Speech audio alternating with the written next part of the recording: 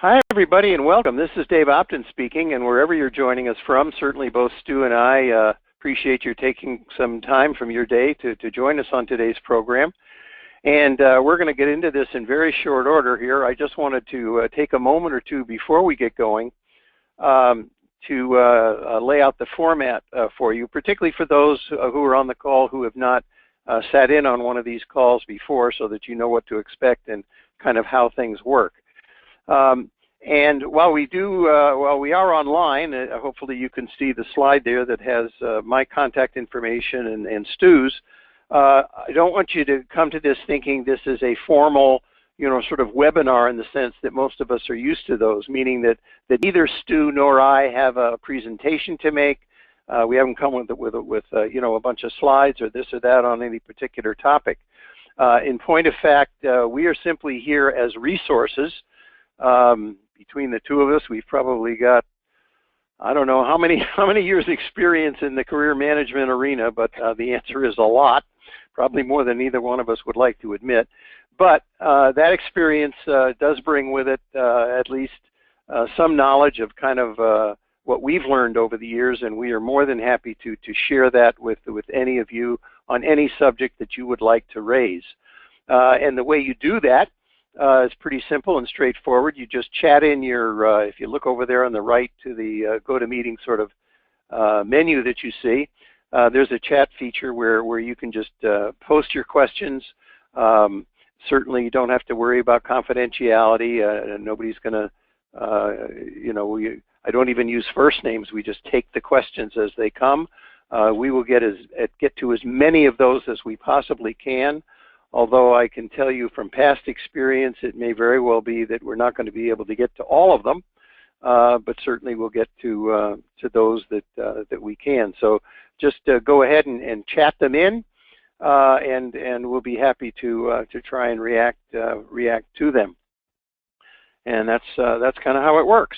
So we're just here as resources, as I said before. And let me tell you about the special resource that joins me today in the person of Stuart Levine, because I'm always very happy and excited that when he can do this, because he's got a unique background which he brings a very, very rich perspective to these calls. So for those of you who didn't get a chance to read his bio, let me just tell you very briefly that over the years he has worn a lot of hats, including that as an executive recruiter, an employment attorney, as well as a HR executive. So uniquely, he can talk from both sides of this very, very easily. He's represented nationally recognized organizations in employment law matters, as well as having served as a senior vice president of HR for Marshall's department stores. He also, I'm very pleased to say, works closely with us as a career strategist with us, in addition to running, obviously, his own company, as you can see here, Levine and Associates. In addition to that, for many years, and I'm talking at least 10, probably closer to 15, I'm guessing, Stu has been the host and facilitator of our meetings in the Raleigh-Durham area of North Carolina, which is where he lives. From an educational point of view, he got his Bachelor of Science degree at the University of Florida, as well as his law degree there as well. And Stu, welcome. Glad to have you again today. Thanks, Dave. Okay, we're ready to go. Let me start with this question, Stu, and this person wants to know, hang on a second, here it is. They want to know, when you're approached by a retained recruiter for a position that you feel you're qualified for, do you have any suggestions in terms of what the best response might be so that you can go on to the next steps other than the obvious, oh, I'm glad to hear from you, or I'm interested in the position? And corollary to that, do you have any thoughts on what's the best way to cultivate a relationship with retained recruiters to get them sort of interested in your career and how you might benefit them? This is all about preparation. I mean, you should really know what your strengths are, what you're selling, what your core values are. You should be prepared for that. You should be prepared for that call when it comes. And surprisingly, many recruiters say that candidates are just not prepared for the call. Let me say one other thing to you also. When a recruiter calls, they want to speak to you. And if they find you, and you're out gardening or whatever you're doing, it's okay to get your thoughts together and to say, can I call you back in 20 minutes or 15 minutes or something like that? You've got one opportunity to make a good impression, and you really should you just should know what your elevator is. You should know what you use.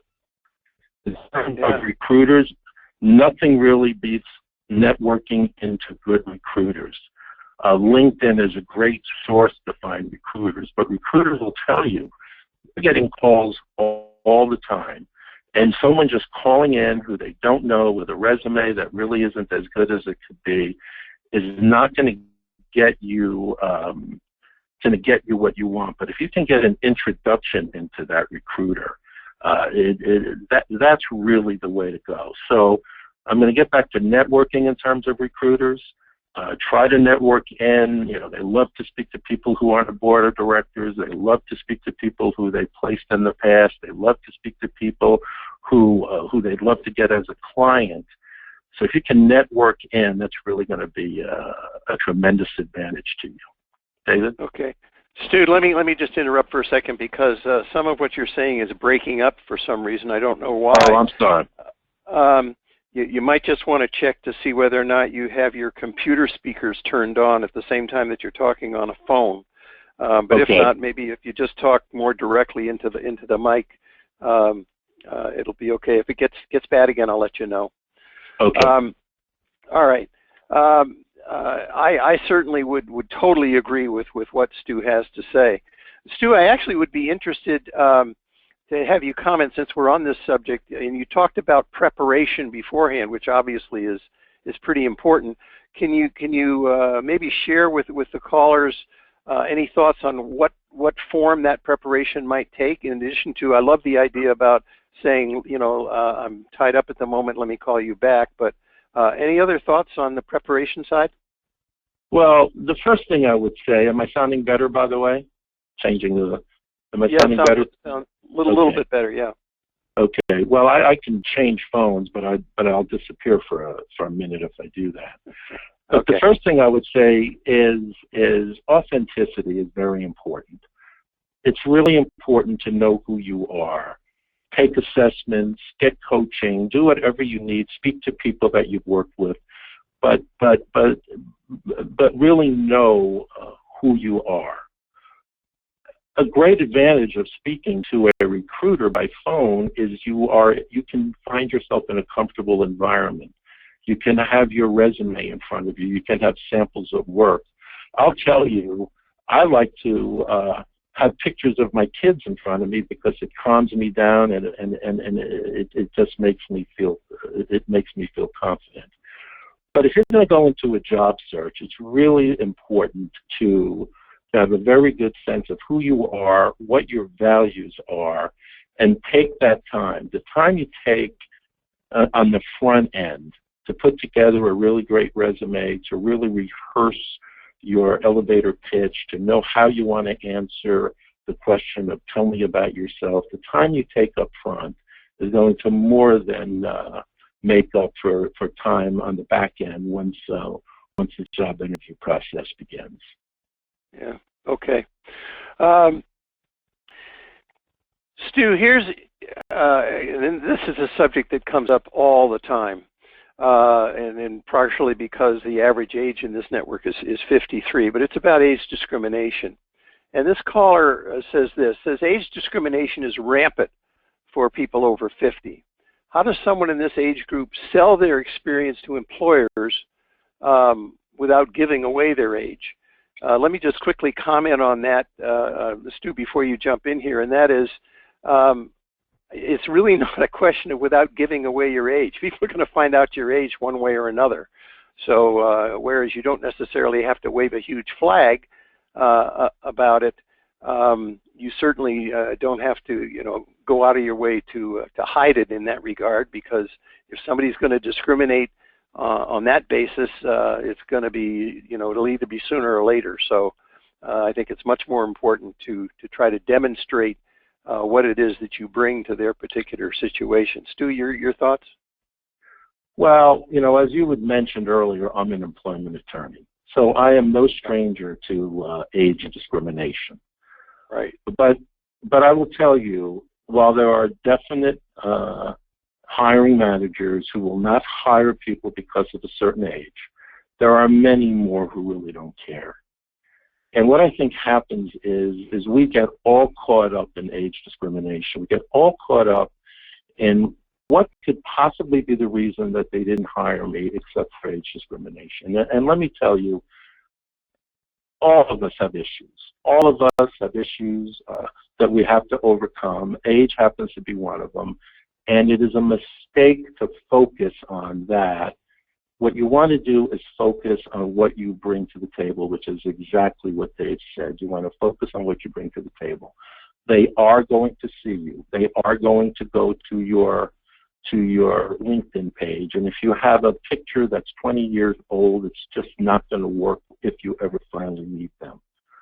Of course, there are certain things you can do. You can limit your resume to the last 10 or 15 years. You don't have to put the dates on when you graduated college. But the truth of the matter is that for most of us on this phone right now, we are the right age for the level we've reached, or you probably wouldn't be on this phone. Focus on your abilities, focus on what you bring to the party, and don't get defensive about your age. Okay. Stu, I do think it's probably worth the time for you to hang up and call back in. I will do that. And see if we get that's okay. Just see if we get fine. Okay. I'll do that. In the meantime, folks, let me just add to what Stu was talking about. And because, as I said, the average age here is 53. So just as Stu, with his background as an employment attorney, has certainly wrestled with this issue for many, many years, we've certainly heard a lot about it as well. My take on it goes something like this. I think that when it comes to biases, be it on age or sex or you name the long list that any of us could, I think there is a spectrum in this world.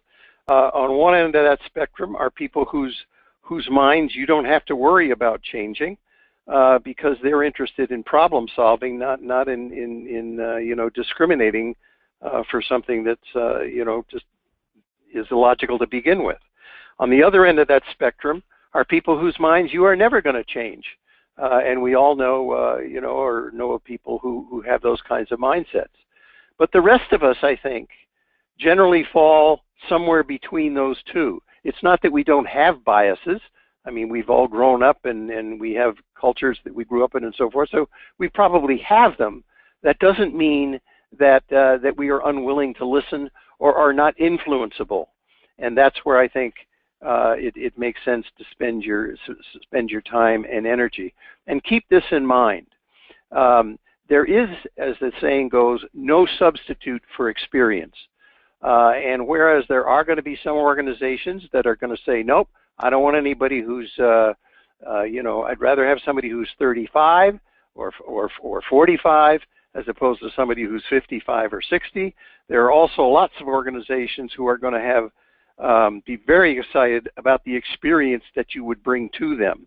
As a generalization, my experience suggests that you are much better off trying to bring that experience to a smaller organization than a larger one for a lot of different reasons, but basically because they are, first of all, the smaller organizations is generally where the job growth is anyway, and secondly, the experience that you bring, particularly if it's a broad-based experience, is going to be very, very valuable to a smaller organization than it would be to a larger one, where they would probably be trying to put you into a much narrower range of responsibilities.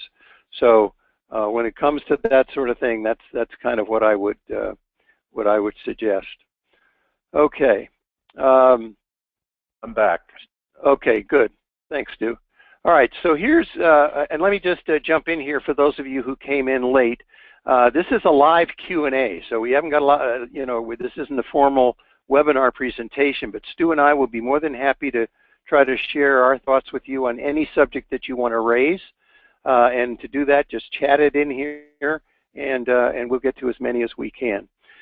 This caller, Stu, says this, my company was purchased by a private equity firm. I was recently advised that my role is being transitioned into another, and I'm out. Question, should I bring that up with recruiters during the initial conversation? Will this work against me? Stu, from a recruiting point of view, your thoughts? From a recruiting point of view, we have heard this many times.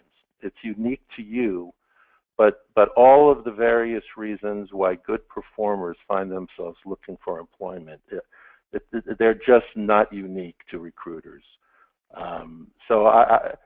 To me, it is not the situation, it's how you describe it. If you seem defensive about it, if you seem concerned about it, then it raises a red flag that the recruiter will just feel, I have to ask more questions.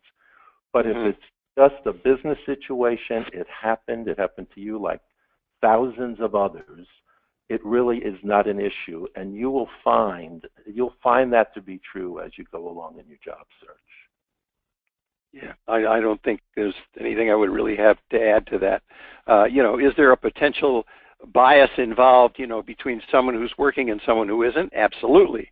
But there are reasons for that, and as Sue says, certainly from a recruiting point of view, she said, look, the company I was working for was bought by a private equity firm, and so I'm on to my next challenge. That is not going to come as a great surprise to that recruiter for sure. I hear this, Dave. I hear this so often. It's really just not even an event. Yeah. People knew in the job search. I understand the concern, but that concern will leave you quickly in the job search. I would agree. This caller wants to know, what are your views on video resumes? After a recent fourth phone interview, I have been asked to and have submitted a 5-minute video pitch as to why I am the best candidate. Do either of you have any thoughts on this particular type of interview? Stu? I'm assuming you mean that you have made a video of your own. Is that how you took the question, Dave? It looks that way. I don't know whether they did it at a Kinko's or somewhere else, but I guess the candidate was asked to do a video, and so they did one of 5 minutes saying, here's why you should hire me. Well, I mean, if different employers are going to ask for different things, and if they've asked for a video, I could certainly understand why you would do one. It isn't something that I think happens very often. I don't think anything takes the place of an exchange of ideas, preferably in person or Skype or however it might be. So, it isn't something I see very often. But if you're saying it's in response to an interview request, then I can certainly understand why you would want to do it. Yeah, well, this person says yes. They've already had 4 phone interviews of one flavor or another, and so now they were asked to do this. I'm not quite sure why after 4. I certainly would agree with you that face to face and that sort of thing is better. And this may be, the company wants to do this because they haven't really seen the person, or maybe the job has some elements of it where presentation skills are kind of important, so they want to see how the person, presents themselves in that situation. I don't know, but I certainly haven't heard a lot about it. I have on screening interviews where they're done through Skype and other things that Stu has mentioned, but not after that number of interviews. So they must have some kind of special reason for wanting to do that. Let's see here. How do either one of you explain job jumping? That is, when and if it was by choice, or if it was out of my control, such as a merger and acquisition, or something like that. But what is your feeling about the perception that some organizations or recruiters have about it used to be called job hopping, but job jumping, that sort of thing, Stu? With what has been going on in the economy over the last 10+ years, seeing people going from one organization to another more frequently than it used to be is not the most unusual thing in the world anymore. Right. Obviously, it's good if you've spent some length of time at an organization. In the old days, it was if you spent 20 years somewhere, that was great. Now it means like, are you able to keep up with current times? I mean, the world, it gets turned around. It's gotten turned around over the last 20 years or so. But I don't think it's as much that you left as it is why you left, and your ability to explain it in a non-defensive manner. If you can just give some thought, be prepared, and be able to explain why it occurred, it really is nowhere near the problem it once was. Dave? Yep. I would totally agree with that, and I think most of our callers recognize it too, just in terms of the kinds of restructurings and the the impact that the economy has had and so forth. It certainly was true that many years ago there was a perception of people would look down on people who made what they called too frequent job changes, and that was because kind of the world at that time was operating on kind of the 25 and out theory, where you went to work for a company and you just kind of stayed there. But I certainly don't think that's the case today. And to Stu's point, it is much more important. They are going to want to know, kind of why you went from one to the other. But it's certain, and there are plenty of logical and very understandable reasons for why people do that these days. So I don't think it would be a showstopper one way or another. What I'd like to add is it's totally natural in human nature for us to focus on what we're concerned will be the issue. I mean, I understand that, and we should be prepared for that. But really, the more important subjects are how you can help the organization achieve what they need to achieve. Yep. And as long as you treat your past in a way that you're confident of who you are, you communicate in a confident manner, and you keep on getting back to your message, which is how I can help you succeed, you're in good shape. Without question. This caller says, and this is something, Stu, that both you and I have heard over the years, and it frustrates the heck out of particularly candidates. And so it goes like this. She says that some recruiters listen to you, ask lots of questions, and show enthusiasm about working. And then at the end of the conversation, they ask you to either check the openings on their website, or then they otherwise to get involved in the interviewing process, and then they disappear. They don't answer emails, they don't answer phone calls. Do either of you have thoughts on recruiters who act in this particular way? It's an unfortunate reality that that recruiters often tell you what you want to hear. They want you to feel good. Candidates are the lifeblood of a recruiter's business. And it's hard for them to give you bad news, and they're just constantly going on to the next search. One of the realities about search is that while you think recruiters have dozens of jobs, the reality is they may only have one or two or maybe three at the most that don't match up with you. But they don't want to give you. They don't want you to be aware of that, and they want to maintain a relationship because they may need to reach out to you at a future date.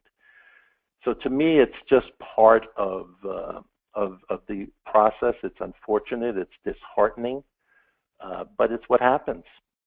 There isn't a match, and they are happy to speak with you, but they just don't have anything at that moment. Yeah, and I would add this, and I know I can tell you over the years, and we've been at this now, I think this is year 27 that I've been involved in this, and I would say certainly in the top 3 frustrations, it might even be the top from time to time, frustrations on the part of candidates is kind of the what they perceive to be the lack of professional courtesy on the part of the recruiting community. That doesn't mean that applies to all, but it certainly applies to some. and you know, Stu has pointed out some of the reasons why that occurs. I will tell you that that it's important to understand, particularly in today's environment, okay, where you've got all the technology that just simply creates overwhelming volume on both sides of this equation, that recruiters, they will tell you, I don't have the time to respond. I just simply don't. And that includes phone calls, because they say, look, I make my living making phone calls, not taking them, and so forth. It doesn't make the candidate feel any better. However, I think it is important when you're on the candidate side of this to try to understand. I'm not saying you don't have to agree with it, but to understand what the reality is, so that you don't start to take this stuff personally. And by that I include in that just simply responding to job postings that you don't hear anything back from either, because that is definitely more often the norm than not. Because if you start taking this stuff personally, it's very easy to fall into a trap of saying, God, there must be something wrong with me. And the likelihood is that's not the case at all. It is simply the way the world works in 2015. I don't know, Stu, if you have anything to add to that. I do. You know, what I'd like to add is I have been on all sides of this, and when I got into search, the one thing I was going to do for sure was I was going to respond to everybody, because I knew what it felt when no one responded to me. That lasted about 3 days. After about 3 days, what I realized, and what's hard to realize when you're on the candidate side, is maybe 20% of the resumes you receive, or 30%, certainly less than half, do the candidates have any experience that has anything to do with the job that they're applying for? People apply for jobs for many different reasons, a lot of which have nothing to do with their qualifications. And it's because of what you mentioned, Dave. It's technology today. You can press a button and apply for a job. You can press a button and apply for 100 jobs. I mean, it's really pretty amazing. And so it gets very frustrating. And what's difficult to accept is, number one, what I said before, is recruiters simply don't have as many jobs as you think. They're looking to make the next call because maybe they can get another search. And while you don't feel appreciated during that call, if you have their resume, if it's in the database, when they're looking for someone with your experience, you will be called. So don't take it personal. It's not a personal event. They're looking to make a match, and when that match comes, they'll be back. They'll come back. I mean, so many people make an application or speak to someone in January, and it isn't until May or June that they really get the connection they were hoping for. It's just how the process works. Yep, for sure. Thanks, Stu. Let's see. This person says, some job postings ask to send a CV or a resume along with salary expectations. How should an applicant respond to the salary request portion of these things? This is something that I'm glad this question was asked, because it comes up a lot, particularly in terms of online kinds of things, or even over the phone when they ask that question. Stu, your thoughts for this person? You know, this is an interesting question, because I was wondering how long it would take before this question came up. It always comes up. Yeah, right. And if you speak to 10 people or 100 people, you're going to get 100 variations on the exact same theme. And that theme is it's never a good idea to be the first person to mention salary, because it puts you at a disadvantage. It could be screening you out. It could be all of that. Well, then, of course, the next question is, but if I fill an online application, it's requiring me to put some kind of a number in. And you'll get all kinds of responses to that. And again, Dave, you're going to have a point of view that's probably going to be different than mine, and I'm not sure there's a right point of view or a wrong point of view. Some people go on, Dave. Yeah, I totally agree with you. This is kind of like a lot of questions that come up on resumes of one kind or another, and I've often told people, look, take those same 10 people, show them the same resume and you may get 10 different opinions because you're Well, talking about a subject here that is pretty subjective. That being said, okay, go ahead. Go on. No, go on, Dave. You go and I'll follow up. All right. But that being said, understand this. If you're being asked for salary, be it online or from a recruiter, I'm not sure kind of statistically what it really means, but over the years that has become a way of trying to screen people out, not screen people in, at least in my experience. I'm not sure it's fair, but that's kind of a criteria. And they say, well, you know, the recruiter says, well, I know this job only pays sort of a max of 150, and so if the guy says, well, I'm making 250, he says, well, I might as well stop it here because there's no way I can talk him into that because the client has set a ceiling. So it's kind of used as that kind of a criteria. I guess I come from the school, and Stu is definitely right about you know, the first person that puts a number on the table, that is not a good thing from a negotiating point of view. I think we all understand that. And so whether they ask for it or not, I wouldn't give it to them. If it's online, I might put down something like N/A, meaning not applicable.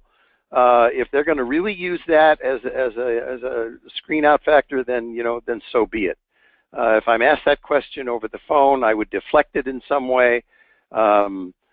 Worst case, and I do mean worst case, I might give someone a range, and I would make sure it was a pretty broad range. But in general, I would simply say, look, if and when we get to the point where that becomes something that we all want to talk about, we certainly can discuss it then. But for now, I'm very excited about kind of the opportunity here and what's involved, and would love to explore that. Stu? Well, the only thing I would add is I would be surprised if there wasn't someone listening on this call that isn't saying, well, okay, that all sounds good, except I really want to apply for this job, and it is requiring I put a number in, and I want to apply for this job. So I would say a couple of things. Some people number that's so ridiculously low, like $1 to $5, that clearly you're just trying to get through that. Right. Get through that. So that's one way to do that. It also is a good reason to understand how important networking is. Very often, if you look at a job description and you copy some words in it and you put that in, you Google that, you'll find the company because they took it right off their website or something like that. Right. And then try to get connected into the company another way.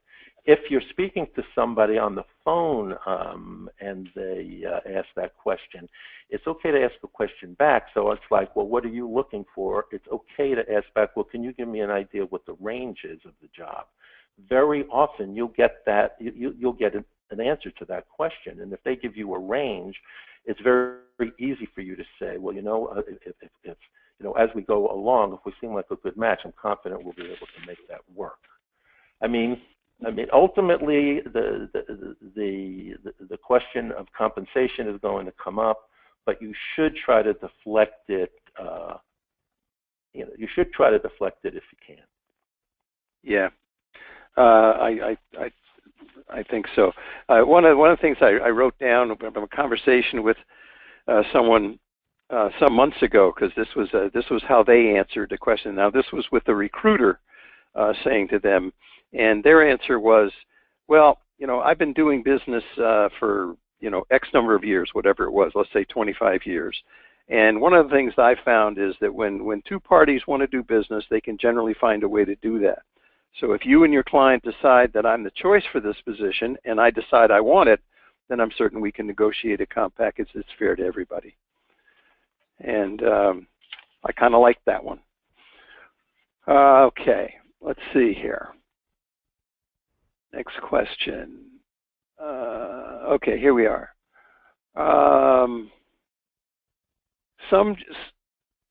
Oops, sorry. There's a lot of them coming in here. I'm trying to get through them. Okay, what are your thoughts about about a candidate leaving a company that he or she has progressed in for many years and is now leaving for a role where the title a lesser title than what they had before.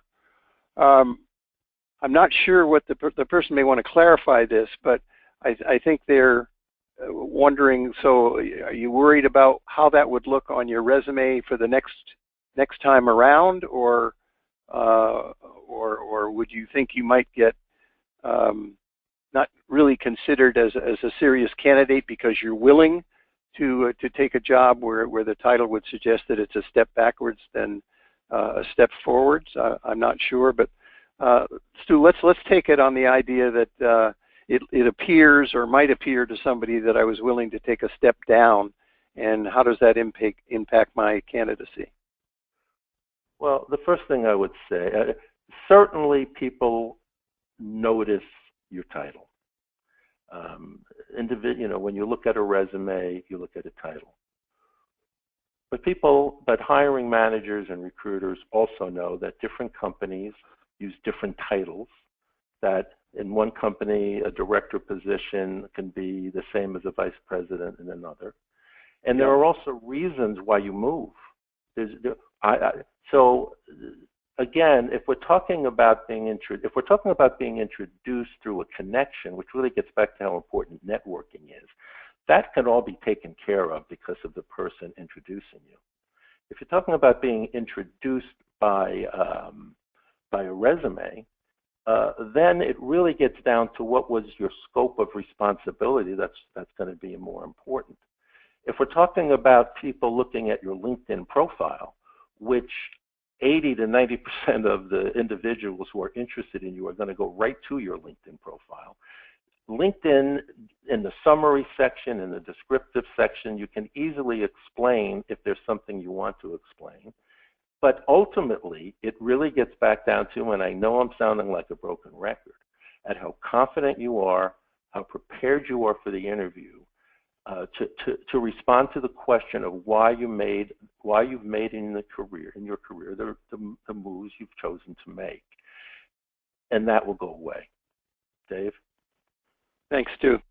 But while we're talking about profiles, I just want to take a quick minute here, particularly for those of you who may be new to ExecuNet or who haven't gone in and really taken a good hard look at your profile for a while. Because profiles are really important. This is the first place that a recruiter will come. It is the first place that other members come. So let me just take a second here to urge you to do a couple of different things here. When you log in, obviously you come over your welcome icon here and you go down to a thing called My Account. And when you get in there, it's going to take you to your My Account area. Looks like this. I'm not going to take the time to go through all of this right now, but I do have two things highlighted that if you haven't done them, you definitely should. One, in the upper right-hand corner here, you talk about resumes. As a member, whether you're a basic member with us or whether you're a platinum member, you're entitled to a resume review. I think you will find that conversation helpful, and if you haven't done it, I would click on the link that you see here and get that set up. And obviously the profile area which you see here, you can take stuff from your LinkedIn profile or whatever you want to do, but make sure you start with a picture and it presents you the way you feel you should be presented. We have so many people, particularly when initially they come here, they think, well, this is just a job board, I'm just going to run off to the jobs, and they forget about this, not realizing that while we do post jobs, the vast majority of people, particularly at the levels that we operate, don't end up with interviews or offers because they answered an ad somewhere. It's through, as Stu and I have both mentioned, it's through a linkage process. Call it networking, call it whatever you want, but it's really about expanding your personal and professional network, and that starts with a nice, crisp, professional profile and certainly a resume to match. And by the way, when we're talking about profiles here, let me just show you that this is something that people miss a lot. It's called More About Me, and I think you can see by just kind of the answers that are there. What this does is it gives you an opportunity to respond to some statements that I think you would agree, if anybody took the time to read them, they would get a much better sense of you as a person, as opposed to somebody who's just simply been running around the business world for 20 or 25 years, which is what everybody talks about. But this gives them a chance to kind of see you as an individual. So I just wanted to take a moment to run through that. So if you haven't done it, you definitely should. And Dave, I just want to add to that. Please. I heard the other, a while back that you have a nice ExecuNet profile. As people are looking through the profiles, there's I think something like a 7 or 8 times more likelihood that someone will. That's correct. Pay attention to your profile. So that's just to support your comment about it's not just throw something down haphazardly. I mean, really think through what you want to put, and is it getting the message across quickly? Yeah. Let's see. This person says a lot of career counselors and coaches, etc., use the term uncover hidden jobs. What do they really mean by that? What do they do? What are some of the tricks or tactics that you can do that either one of you would share in terms of how you get to this so-called hidden job market? Stu, your thoughts on that? Well, the first thing is there isn't a list hidden somewhere in a drawer that's called the hidden job market. And a lot of people have some sense that there are all these jobs that are hidden. The reality is that there are always jobs available. There are always things changing in different companies. There are always people about to retire. There are always reorganizations happening. All of that stuff is going on, and it's in the mind of the people in position to know. This is why networking, going to professional meetings, meeting people, having your elevator pitch clear is so important. This is why you should have a goal in mind that when you go somewhere and you meet someone, you really want to leave knowing having 2 or 3 more people to meet with. Because if networking is so important. You meet people, they meet you, they like you, and we all tend to want to help each other. So the hidden job market is all around us. You just need to know how to, and you need to be willing to get out from behind your screen, shake hands, go to the ExecuNet meetings, go to the professional association meetings, call your friends, call your family. Identify companies you're interested in, get introduced into them, and meet with people, and you will be very happily surprised about how many opportunities you will learn about. Many of them will not be for you, but guess what? It'll give you information when you meet other people and help them, and when you help others, they'll help you back. This is how most people are getting jobs at our level. Dave? Without question. I don't know if I mentioned this earlier, but 70% of the members that we talk to when they've landed tell us that that's how it happened for them. And by the way, here's another interesting step to go along with that. Not only did it happen as a result of some kind of a linkage process, but when they look back on the steps from A to B to C to D to wherever, getting to the new gig, they tell us that it started with somebody they did not know at the beginning, which is part of what Stu was talking about. Get out from behind a keyboard and start and do things to expand your personal and professional network. And along those lines, if you're reticent for doing that, as many of us are, because we feel like we're walking around with our hat in our hand and you're feeling embarrassed, et cetera, et cetera.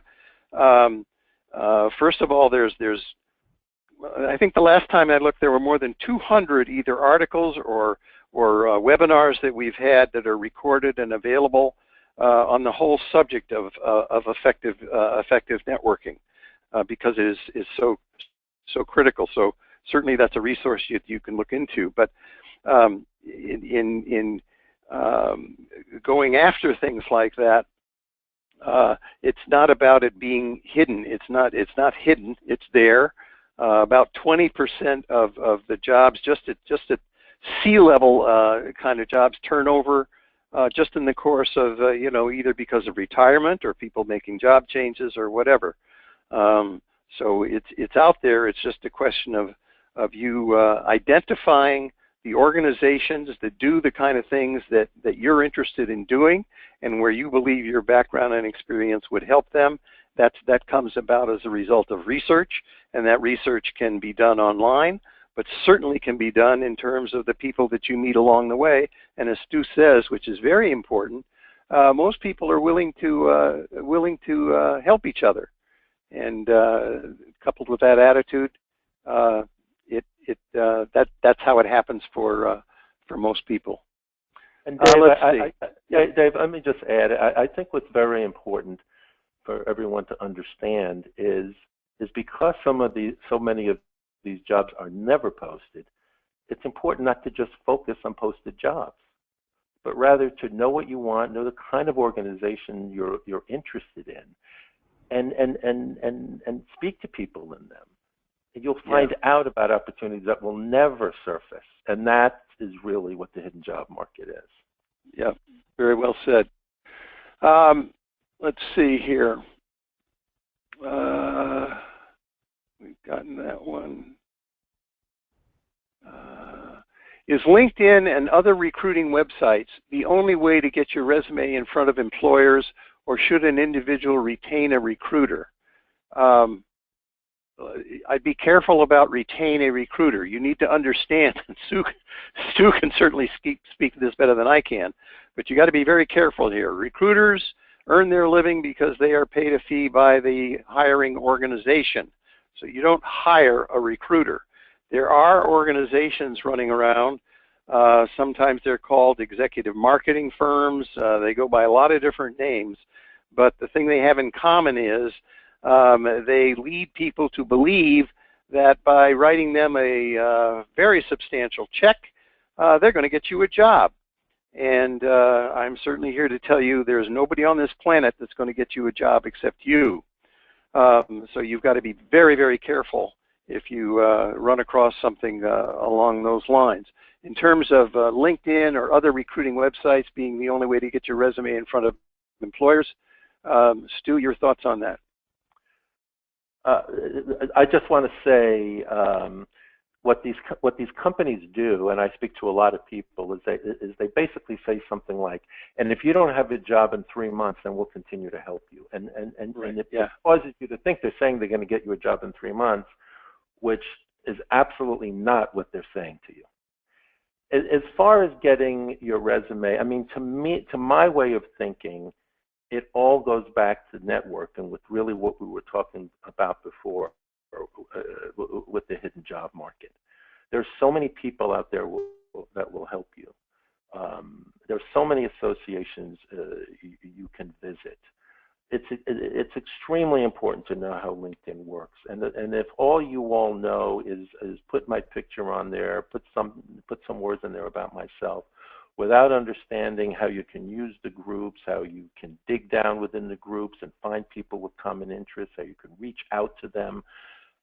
These are things that you should learn. Either read about them, get coaching, ask your friends.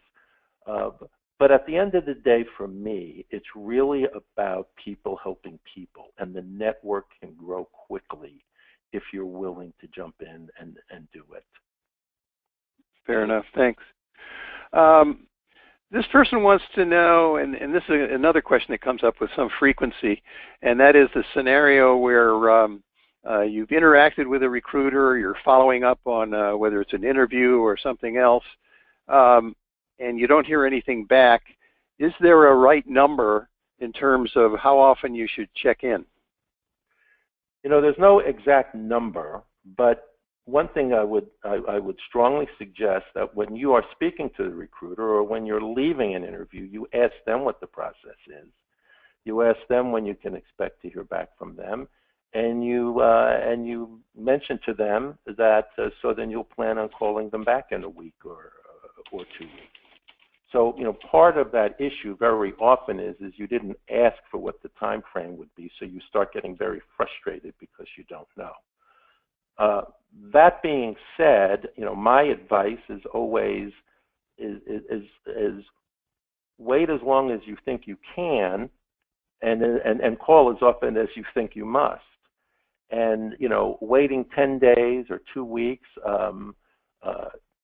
is probably appropriate in my mind.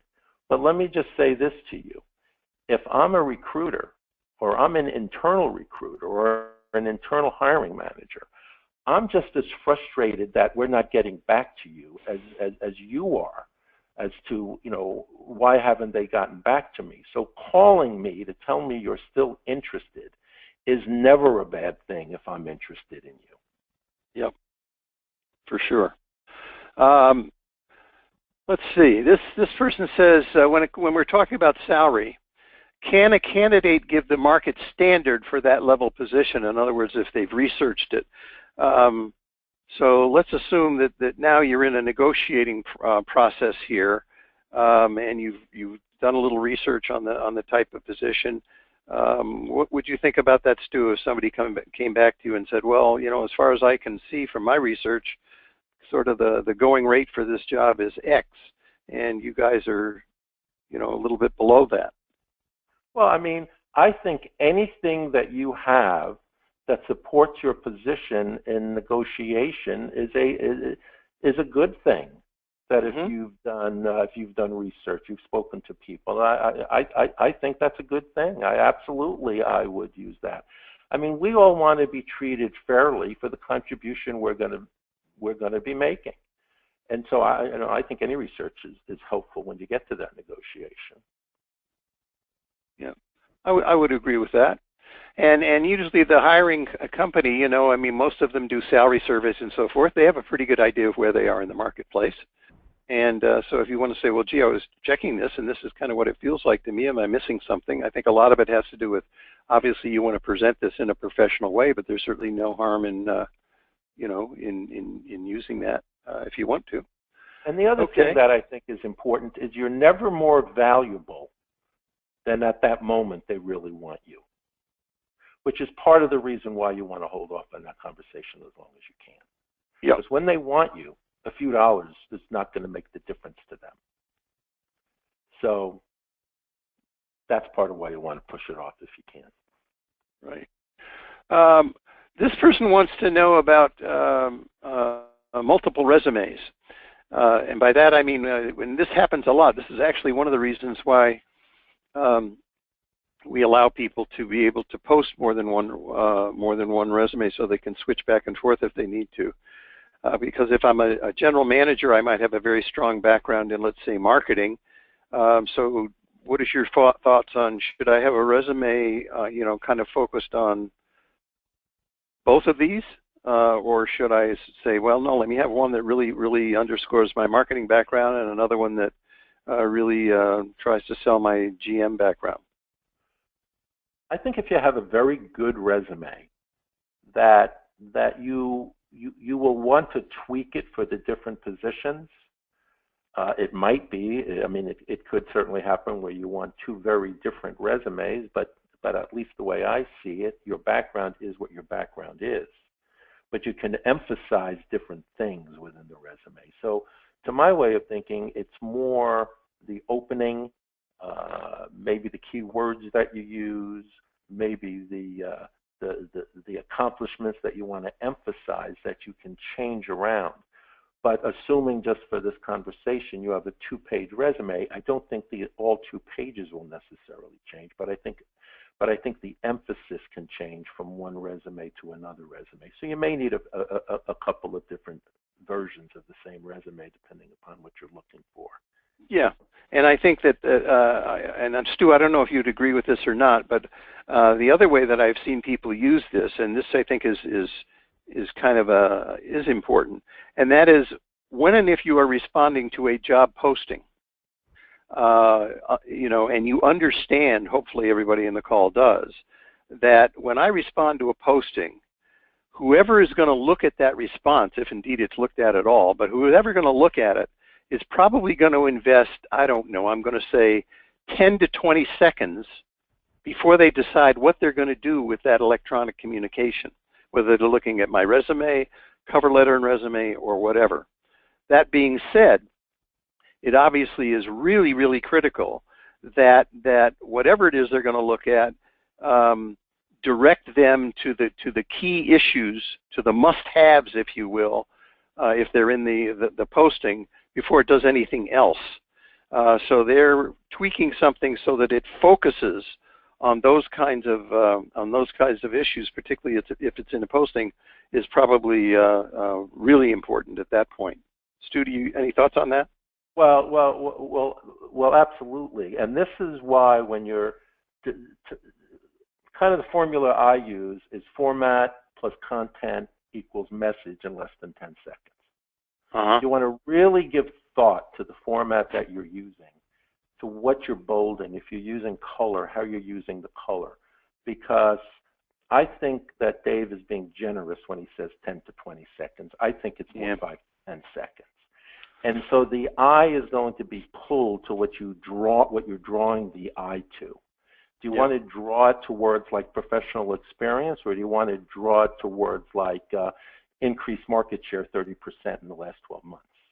And you can draw the eye based on how you format it. So formatting is as important, if not more important, but certainly as important as content. And it's the same with how you frame a cover letter. You want that cover letter, you see in the posting what it is they're looking for, and you want that cover letter to basically go right to what you've accomplished, that you're dropping in there, that my eye will go to, that's matching up with what the job description is saying they're looking for. Yeah, well said. This is a question that comes up with some frequency also, and that is there any kind of a stat or feeling that either one of you have in terms of what is the average time that it takes to get a new job at an executive level? I'm sure some of your clients have raised that issue, Stu, and both on the recruiting side as well as the candidate side. Oh, I know. Somewhere in the beginning of time, someone made up that for each 10,000 it takes a month, or whatever that is. I don't know where that came from. I don't either. I think it came from the same place that if your resume is more than one page, you're in trouble. I mean, there are these myths about job search that I don't know where they come from, but I wish that they would disappear because it confuses too many people. All I can tell you for sure is that if you do the right things, you will get the job sooner than if you don't do the right things. That I know for sure because I see that too often. I see too often candidates that I think are terrific, and they're waiting for the world to come to them. And other candidates who maybe don't have the same background, but they've figured out to get out from behind the screen. They figured out to network. They know how to follow up with thank you notes and cover letters. They know how to help other people, and they're getting interviews and action, and they're getting the jobs. So the reality is it takes some time. It takes some time because at our level, there's going to be 2 or 3 or 4 interviews, maybe more. There's going to be people traveling around the world. All kinds of things get in the way of getting a job in 3 weeks, like when we were all in our 20s. But as far as getting it sooner rather than later, it's really about having a strategy, having a plan, knowing your value, and implementing it on a regular basis. And that's the best I'll ever come to in terms of telling you how long it's going to take to get a job. Yeah, I certainly am. I'm from the same school, that's for sure.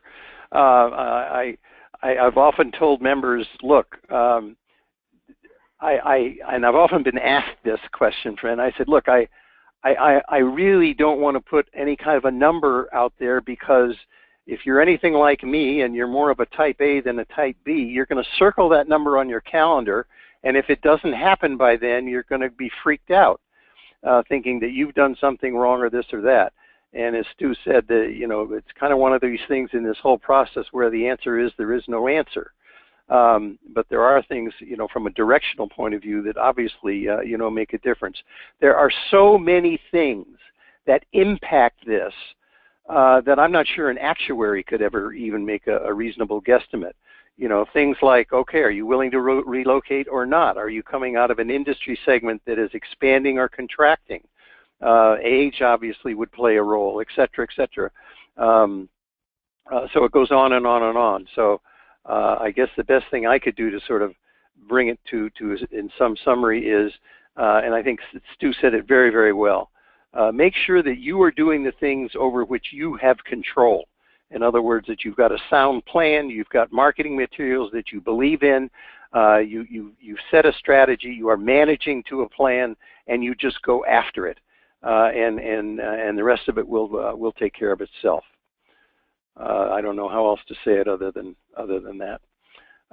Stu, well, the one thing I can also tell you, as I said at the outset of the call, we just never have time to get to all of them, but we got to as many here as we could, and it's time to kind of close up shop here. But based on kind of what you've heard today, or anything that you've thought about as we've gone along, is there anything you'd like to say to the group in closing? Just very quickly, there are always themes to this, but to these calls, but it really has to do, and I'm repeating what you just said, of having a plan and working the plan.